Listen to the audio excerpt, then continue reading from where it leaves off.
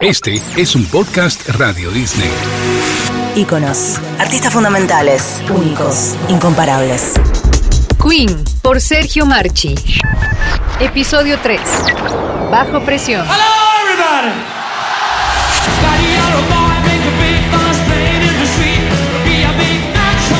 En el inicio de los años 80, Queen era uno de los grupos más grandes del planeta. Sin embargo, con el cambio de la década, fueron varios los gigantes que cayeron. Había que proteger a la reina. En este capítulo de Íconos veremos cómo Freddie Mercury, Brian May, Roger Taylor y John Deacon pusieron a salvo su legado y expandieron las fronteras de su imperio.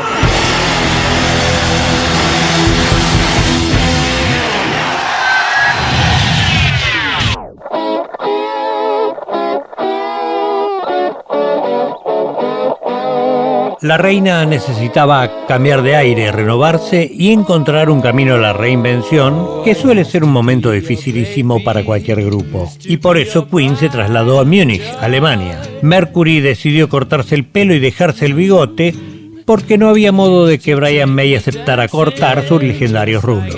Tomando un baño de inmersión, Freddie comenzó a tontear con la reverberación de los azulejos del baño y así recordó el eco de las viejas grabaciones de rockabilly. Se puso a improvisar en esa temática y encontró oro.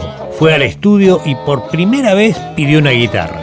Era el nacimiento no solo de un hit, sino de una nueva era.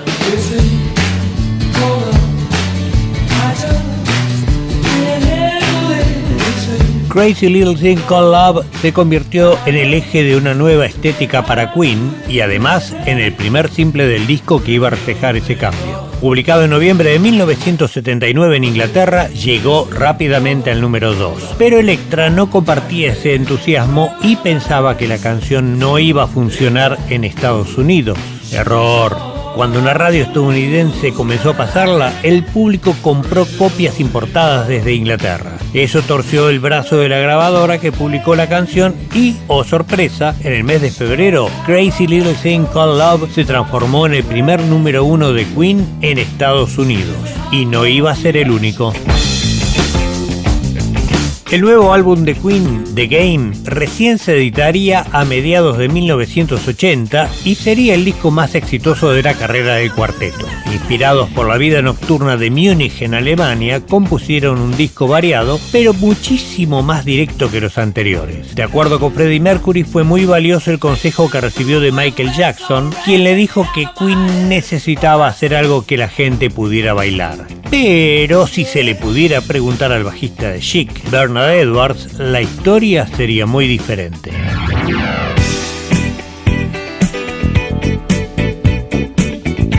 En apariencia, el bajista John Deacon fue a visitar a Chic a su estudio de grabación y allí habría encontrado inspiración para escribir una canción que no iba a ser una canción cualquiera. Bernard Edwards aseguró que Deacon se inspiró en Good Time de Chic para componerla, pero no dijo que él mismo se inspiró en Kool and the Gang para escribir la suya. Hollywood Swinging había sido un éxito para Kool and the Gang en 1974.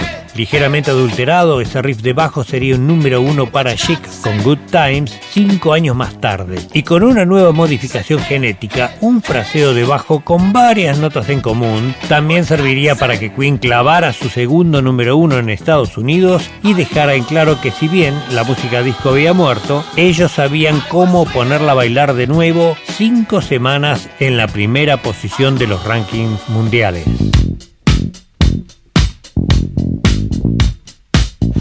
Dante Spinetta, ex integrante de Ilia Kuriakian de Valderramas, actualmente solista.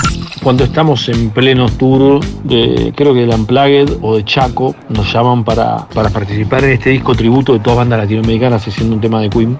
Ampliamos la batería original de Queen y la programamos todo arriba, le hicimos como Magic Funkera, le agregamos Talkbox, era un poco el sonido que estábamos usando en esa época, y le tiramos unas rimas y fue un tema que lo tocamos muchísimo en vivo porque súper funcionaba, la gente lo bailaba full, pero eso estaba bueno, que tenía el sampleo original de Queen.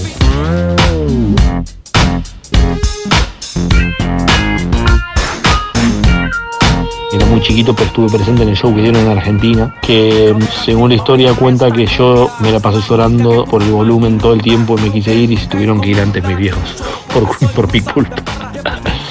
Pero Queen es una banda increíble, ¿no?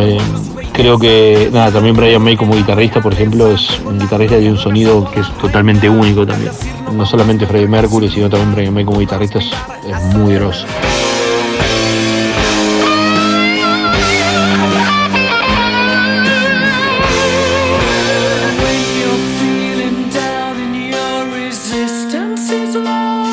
The Game fue un enorme suceso para Queen y además tuvo el honor de ser el álbum donde rompieron por primera vez sus propias reglas y usaron sintetizadores. Más allá de la obtención de 2 número 1 a nivel mundial con Crazy Little Thing Called Love y Another One Bite the Dust, The Game había encontrado un equilibrio interesante entre la complejidad del estilo ancestral y a la vez una simplificación de su propuesta que no los debilitó para nada.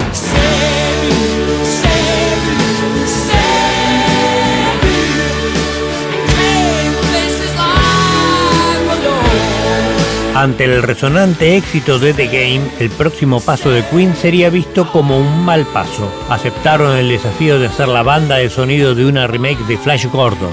A la película no le fue del todo mal, pero el álbum de Queen pasó desapercibido en un...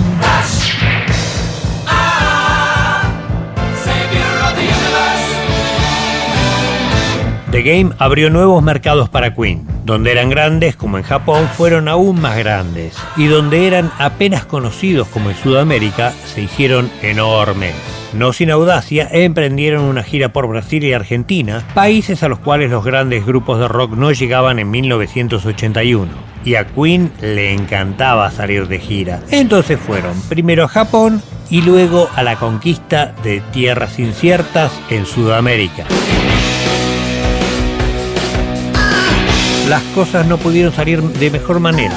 Queen batió récords mundiales con su show en Sao Paulo para 131.000 espectadores y en Argentina realizaron 5 presentaciones en estadios de fútbol y en uno de esos conciertos tuvieron sobre el escenario al astro del fútbol Diego Armando Maradona. En Buenos Aires hubo un grupo soporte local, SAS, cuyo cantante era Miguel Mateos. Fernando Lupano, bajista de SAS, la banda de Miguel Mateos, teloneros de Queen en sus shows en Buenos Aires. Yo en esa época tenía un equipo de bajo Yamaha y el escenario tenía unas rampas adelante para subir las cosas. Bueno, pues yo estaba subiendo mi equipito, empujándolo porque tenía rueditas y estaban los asistentes de Queen que cuando me veían pasar se reían. Y nada, llego arriba y arriba había, no sé, una pared de equipos de bajo Sun, marca Sun, que eran ingleses. Del lado de Deacon y del otro lado estaba una pared llena de equipos Vox de Brian May. Recuerdo que han tirado al escenario algunas cosillas, el público. En esa época se estilaban moneditas, por ejemplo. Y a Queen, por supuesto que lo vimos. Quedamos así impresionados, sobre todo por la cantidad de cosas que traían.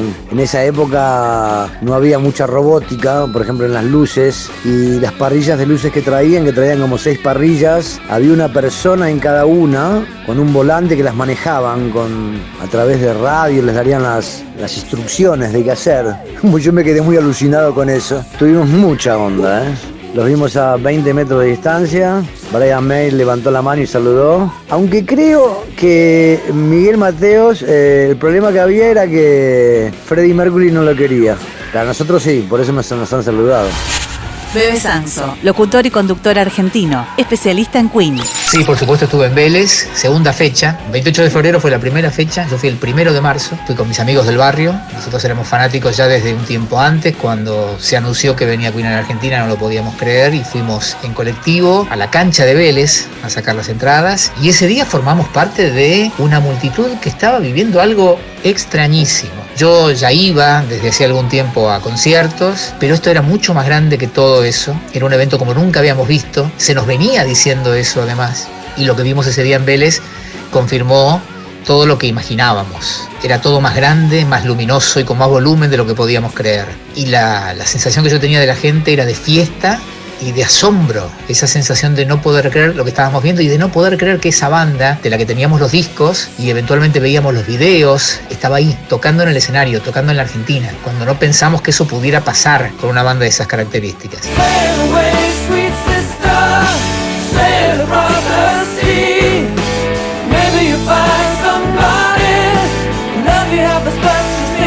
En el mes de noviembre de 1981, Queen mostraría su poderío imperial con la edición del Greatest Hits, que era la edición original de ese compilado tan vendedor que casi llega nuevamente al número 1 en el 2021, 40 años más tarde. Pero Queen no era una banda propensa a vivir del pasado y a los pocos días sorprendieron con un simple en colaboración con David Bowie, convirtiéndose en pioneros del feat tan utilizado hoy en día. En 1981 juntar a Bowie con Queen parecía demasiado, y probablemente lo haya sido.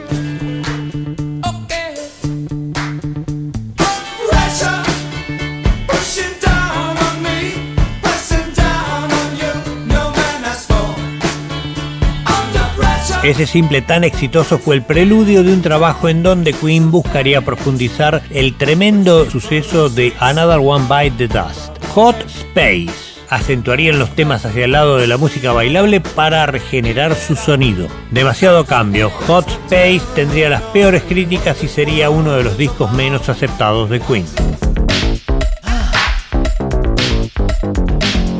1982 fue un año desconcertante para Queen, que era como un sabueso que había perdido el olfato. Para capitalizar el éxito de su gira sudamericana, que luego se prolongó a México y Venezuela, incluyeron una canción cantada en español a modo de agradecimiento al público latinoamericano. Las palabras de amor.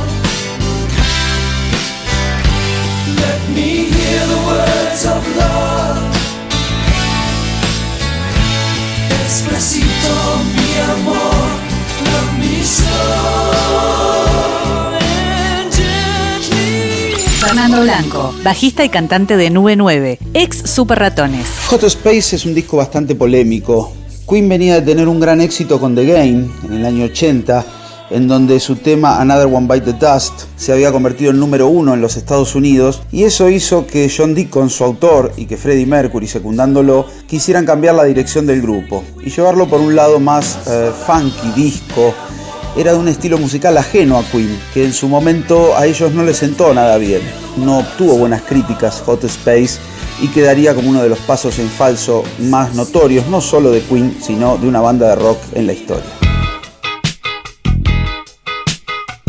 Con el fracaso de Hot Space, Queen entró en una zona de dispersión. La banda se tomó un año sabático en donde Brian May editó un mini disco solista. Freddie Mercury y Roger Taylor harían algo parecido, pero antes que su álbum se lanzara, el baterista dio con la clave que le permitiría a Queen volver a encontrarse con el éxito. Era un tema tecno-futurista con reminiscencias del pasado que se plantaba frente al avance arrollador de MTV y los videos. Un canto de amor a la radio.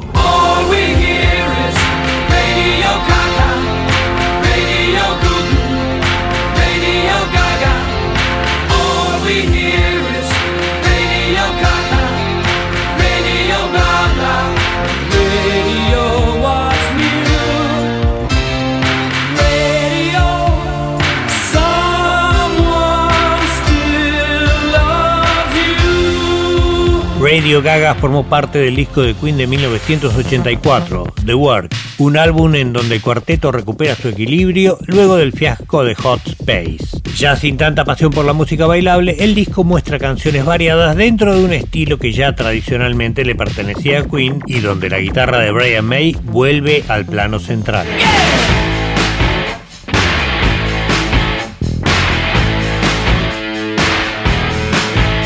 Sin embargo, una trampa los aguardaba en Estados Unidos.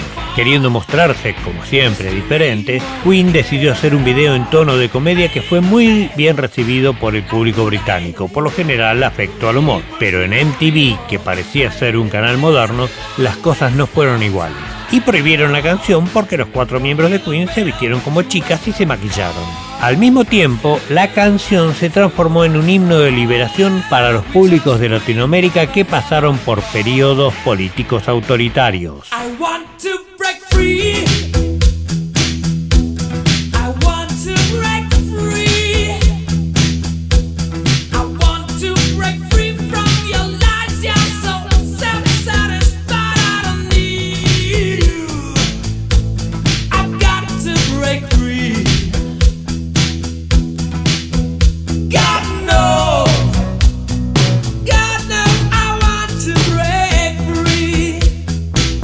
Los planes de Queen siguieron adelante, pero había uno que pertenecía a un miembro en particular, Freddie Mercury, quien se aventuró como solista de la mano del productor Giorgio Moroder para una restauración de la clásica película de Fritz Lang, Metrópolis, del año 1927.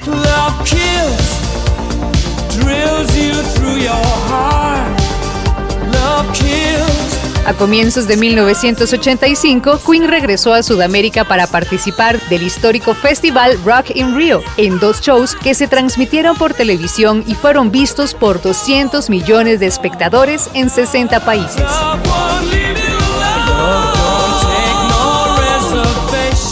Pero lo mejor estaba por venir y a Queen se le presentaría una oportunidad muy interesante que le iba a permitir renovar sus credenciales como realeza del rock. Fernando Blanco, bajista y cantante de Nube 9, ex Super Ratones.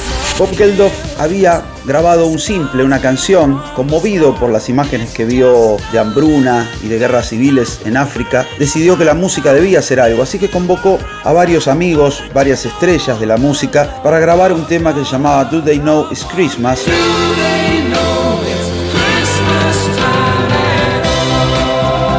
Fue un simple que recaudó mucho dinero a beneficio de África y Freddie Mercury se mostró un poco dolido por no haber sido convocado. Bob Geldof acusó recibo de esto y, a sabiendas de que uno de sus ex músicos estaba tocando con Queen de gira en ese momento, decidió llamar a este músico llamado Spike Edney y decirles que si querían participar estaban invitados en este nuevo evento que estaba organizando, que era ni más ni menos que el Live Aid. Queen se tomó muy en serio la posibilidad de tocar para la aldea global, tal cual aseguró Bob Geldof, y ensayó un popurrí de varias canciones enganchadas para sacarle el máximo provecho a la oportunidad. Minutos antes de su show, Queen envió a un miembro de su crew para que chequeara que todo estuviera dispuesto, pero con instrucciones de quitar los limitadores de volumen para que el grupo pudiera sonar más potente que nunca.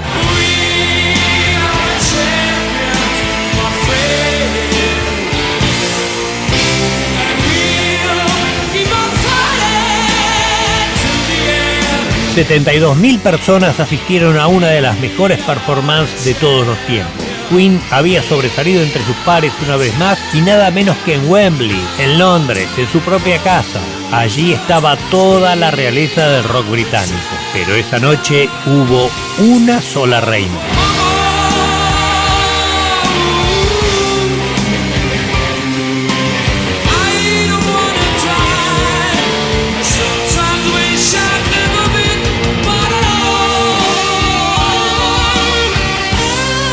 Habiendo hecho historia una vez más tras la epopeya de Live Aid, Queen se relajó y Freddie Mercury aprovechó para lanzar su primer álbum como solista, Mr. Bad Guy, en donde retomaría los sonidos eurodisco que tanto le gustaba.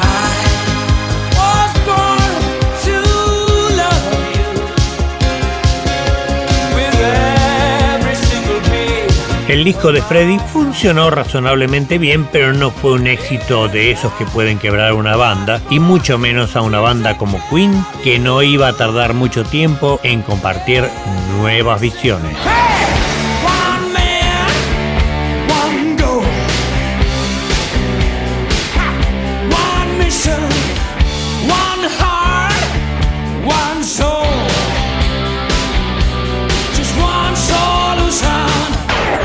En el próximo episodio, Freddie Mercury enfrenta a su destino y prepara su legado. El homenaje en Wembley, los sucesores a la corona y el resurgimiento en la pantalla grande. Queen, por Sergio Marchi, en Iconos, un podcast Radio Disney.